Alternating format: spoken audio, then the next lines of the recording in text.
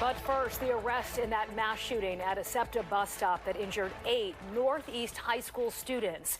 Police say 2 teenagers are in custody tonight, and they're on the hunt for 2 more. This is the 10 o'clock news. I'm Sheba Russell. I'm Jason Martinez. Authorities say it was a collaboration between local and federal authorities that led them to the suspects. Steve Keeley has been following this story since the very beginning. And Steve, what'd you learn today? Well, they're actually hunting for 4 shooters because remember, a week ago today, 2 guys with 2 guns went up to the first group of students at Imhotep right there on the road and shot them. Remember, they hit the 2 women on the bus and they killed a 17-year-old. So still no arrest in that case. But the first to arrest in the Wednesday shooting. So 2 caught, 2 being sought here tonight. The weekend.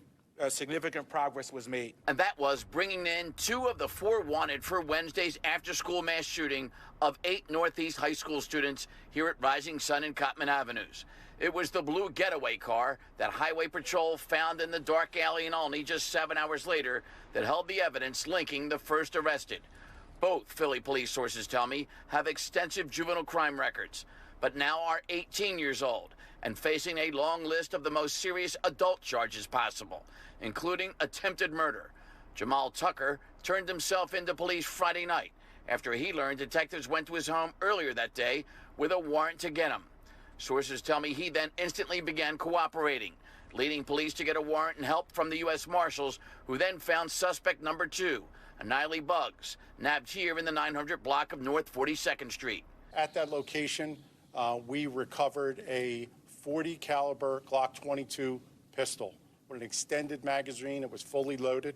All right. It also had laser sights on it, and it had what we call a Glock switch, which made that firearm fully automatic. It was a machine gun. That gun matched multiple casings at the scene of 7300 Rising Sun. The mayor led off today's news conference to assure the city, all its residents of all ages, that there's going to be a new, tougher approach to solving and stopping crimes like this one. I hear you. I've heard you tell me that you are afraid and concerned about riding SEPTA. You have told me that you have concerns about going to work, to school, to the store, to get medicine. I need you to know that I hear you. You all seen the video we released. So there are 4 individuals in that car. We believe 2 of them are in custody right now. We're not done.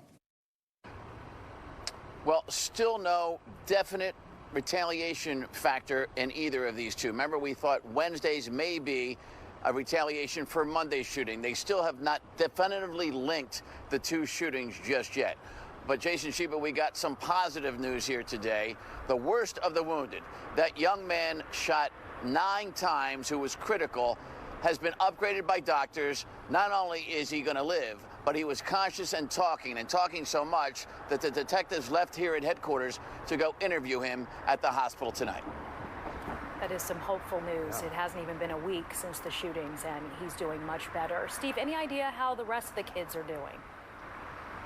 Yeah, all stable, if not all at home with mom and dad, and you got to wonder, do they want to go back to school? So great news there, too. But you got to remember their injuries in the mind are probably going to take a whole lot longer to heal. Would you want to go back to that school bus and go back there where you nearly got shot and killed? That's the question for them. Absolutely. And the mayor had been talking in the press conference about parents just having this fear about their kids going back to school.